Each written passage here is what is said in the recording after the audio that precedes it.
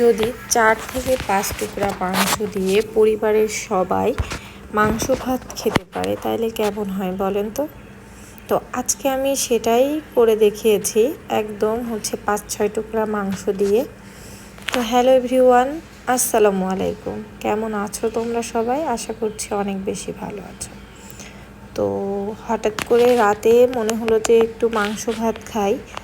তো খুব বেশি মাংস ছিলও না, তাই মানে 5-6 টুকরা দিয়ে একটা মাংসের ভাজা রেসিপি করেছি। এটা খেতে কিন্তু দুর্দান্ত হয়, গরম ভাতের সঙ্গে বলো বা পরোটা রুটি যে কোনো কিছুর সঙ্গে। তো একবার হলেও আমার এই রেসিপি দেখে তোমরা ট্রাই করতে পারো, আশা করছি অনেক বেশি ভালো লাগবে। তো প্রথমে মাংসগুলো আমি একটু ধুয়ে মানে শিলপাটাতে নিয়েছি, নিয়ে নোড়া দিয়ে একটু থেতলা করে নিচ্ছি। আসলে মাংসটা একটু থেতো করেই নিতে হবে, তাইলে কিন্তু বেশি মজা হবে। তো তারপরে আমি একটা ছুরি নিয়েছি। ছুরিটা দিয়ে আমি সুন্দর করে মাংসটা ছোট ছোট করে কেটে নিচ্ছি।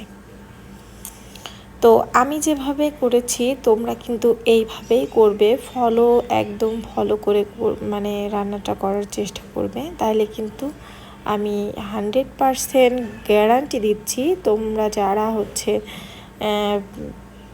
মুখে স্বাদ নেই বা অসুস্থতায় ভুগতেছো তারাও 1 প্লেট ভাত খেতে পারবে। তো আমি আস্তে আস্তে একটা একটা করে পিস নিচ্ছিলাম আর সুন্দর করে ছোট ছোট করে মাংসগুলো কেটে নিচ্ছিলাম। আমি আসলে মোটামুটি শিলপাটাতে কম কাজ করি, তবে এই রেসিপিটা যখনই আমি তৈরি করি তখনই শিলপাটাটাতেই সবসময় বেটে তারপরে সুন্দর করে রান্না করার চেষ্টা করি, এতে করে আমার মনে হয় টেস্টটা বেশি ভালো আসে। তো এখানে কিছুটা রসুন আর কিছুটা পেঁয়াজ নিয়েছি, এবার আমি সুন্দর করে বেটে নেব।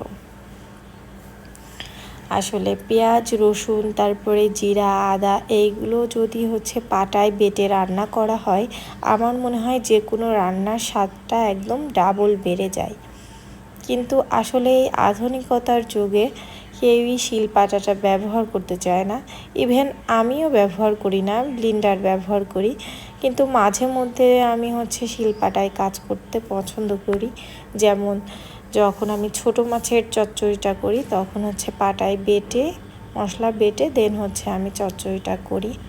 তারপরে এই যে ছোটোখাটো যখন এই যে মজার রান্না হয় তখন আমি পাটায় বেটে রান্না করি। তো এখানে মাংসের মধ্যে আমি পেঁয়াজ বাটা আর রসুন বাটা দিয়ে দিলাম, আর সাথে সবই গুঁড়া মানে করা আছে, যার কারণে আর পাটায় কিছু বেটে নাই। এখন আমি কিছুটা হলুদ, কিছুটা মরিচ গুঁড়া, ধনিয়া গুঁড়া, তারপরে আদা বাটা দিয়ে তারপরে আমি ম্যারিনেট করে একটু খানিকক্ষণ রেখে দিব। আর এখানে কিছুটা আমি আস্ত পেঁয়াজ আর অল্প একটু রসুন দিয়ে দিলাম তেল। তো তোমরা তোমাদের পছন্দ মতো তেলটা দিবা, দিয়ে এই তো ভালো করে একদম মেখে আমি কিছুক্ষণ রেখে দিব। তো আসলে এই খাবারটা আমি যখনই তৈরি করি বাসাতে, তখন সেই দিনই আমার মানে বাসার সবাই খুশি হয়ে যায়। আর এখানে আমি এই তো রান্না করার জন্য দিয়ে দিলাম এবার একটা পাত্রের মধ্যে। এখন আমি ভালো করে একদম কষিয়ে রান্না করে নেব। তো এখানে আমি দারচিনি আর এলাচ দিয়েছি 3টা। তো এবার একদম ভালো করে ভাজা করে কষাবো আর রান্নাটা সেরে নিব। কিছুটা লবণ দিয়ে দিলাম আর দিয়ে দিয়েছিলাম তেজপাতা। তো একদম জিনিসটা কিন্তু মানে অল্প খরচে হয়ে যাবে, কিন্তু খেতে কিন্তু অনেক বেশি দুর্দান্ত। তো দেখতে পাচ্ছ, আর আমার আসলে আদা বাটাটা দিতে মনে ছিল না, যার কারণে আদা বাটাটা আমি পরে দিয়ে দিয়েছি। এবার একদম ভাজা করে আমি রান্না করে নিব, নেড়ে চেড়ে। অবশ্যই নিচে থেকে যেন লেগে না যায়, একটু খেয়াল রাখবা। দেখো মাংসের মধ্যে কিন্তু আমি প্রথমত কোনো পানি দেই নাই, এটা কিন্তু একদম মানে জাল করতে করতে একদম পানি বের হয়ে গেছে। এই পানি দিয়েই মোটামুটি কিন্তু হচ্ছে মাংসটা কষানো হয়ে যাবে।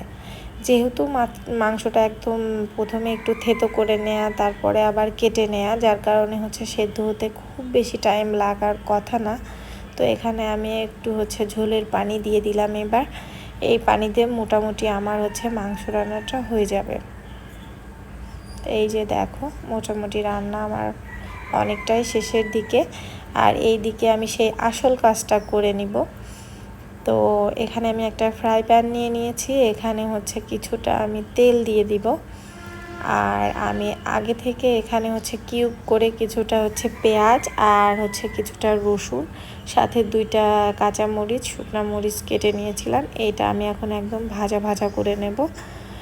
এইটাই হচ্ছে মূল আসলে আসল স্বাদটা, আর একদম মাংসের টেস্টটা বেশি নিয়ে চলে আসবে। আর এখানে কিছুটা আমি জিরে দিয়ে দিয়েছিলাম। তো এইটা যখন একদম মাংসের সঙ্গে মানে বাগারটা যাবে না, তখন ওই মাংসের মধ্যে যে এই রসুন পেঁয়াজটা গালের মধ্যে পড়বে গরম ভাতের সঙ্গে, খুবই ভালো লাগে। তো এই তো মাংসটা আমার ভাজা ভাজা মানে পেঁয়াজ রসুনটা আমার ভাজা ভাজা করাটা হয়ে গেল। তো এখন আমি মাংসের মধ্যে দিয়ে দিব, দিয়ে জাস্ট একটু নেড়ে চেড়ে নিলেই কিন্তু আমার এই মাংসের ভাজা ভাজা রেসিপিটা একদম রেডি হয়ে যাবে। তোমরা কিন্তু একবার হলেও ট্রাই করবে, আর বাসায় খেয়ে অবশ্যই আমার ভিডিওতে কমেন্ট করে বলবে যে হচ্ছে কেমন হয়েছিল। আমাদের কাছে তো অসাধারণ লাগে, তোমাদের কাছে কেমন লাগে অবশ্যই কিন্তু কমেন্ট করে জানাবে। আর এই তো আমি হচ্ছে বাটিতে তুলে নিচ্ছিলাম, দেখতে অনেক বেশি লোভনীয় হয়েছিল। আর হচ্ছে আমার চ্যানেলটা তোমরা যারা হচ্ছে সাবস্ক্রাইব করো নাই অবশ্যই সাবস্ক্রাইব করে দিও। আর এভাবে হচ্ছে আমার পাশে থেকো সবাইকে হচ্ছে অসংখ্য ধন্যবাদ পুরো ভিডিওটি দেখার জন্য। আল্লাহ হাফেজ।